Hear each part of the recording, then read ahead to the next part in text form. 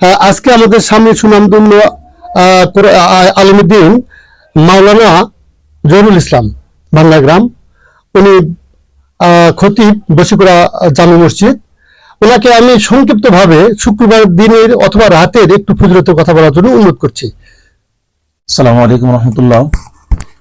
পবিত্র জুমার দিনের ফজিলত সম্পর্কে অনেক হাদিস বর্ণিত রয়েছে।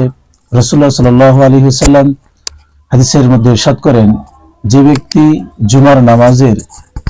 জুমার দিনে যে ব্যক্তি উত্তম রূপে ওযু করে মসজিদে সালাত আদায়ের উদ্দেশ্যে মসজিদে পায়ে হেঁটে আসবে এবং যে ব্যক্তি সর্বপ্রথম মসজিদের মধ্যে প্রবেশ করবে, আল্লাহ রাসূল সাল্লাল্লাহু আলাইহি ওয়াসাল্লাম বলছেন, সে ব্যক্তির জন্য আল্লাহ রাব্বুল আলামিন একটি উট কুরবানি করলে যে সওয়াবটা হয়, সেই ব্যক্তির আমলনামায় ওই উট কুরবানি করলে যে সওয়াবটা হয়, সেই সওয়াবটা তার আমলনামায় লিখে দেওয়া হবে। সুবহানাল্লাহ।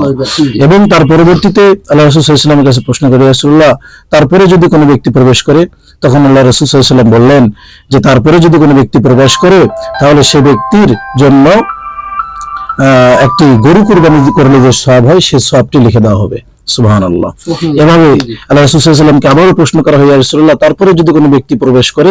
তখন আল্লাহ রাসূল সাল্লাল্লাহু আলাইহি ওয়াসাল্লাম বললেন যে তারপরে যদি কোনো ব্যক্তি প্রবেশ করে, তার আমলনামায় একটি ছাগল কুরবানি করলে যে সওয়াবটা হয়, তার আমলনামায় সেই সওয়াবটি লেখা হবে। সুবহানাল্লাহ। তো আমরা জুমার দিনের ফজিলত সম্পর্কে শুনলাম। আমরা অতি তাড়াতাড়ি এবং জুমার দিনের প্রস্তুতি উত্তম রূপে আমরা নিয়ে আমরা মসজিদের জুমার সালাত আদায় করতে যাব ইনশাআল্লাহ।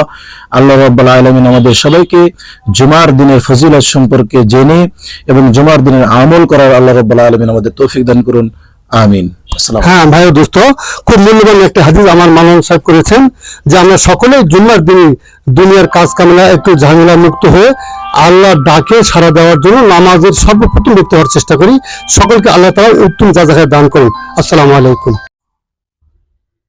আমরা তো রেডি করিনি রে, ওই হাদিসটা না বলে আমি বলি একটা।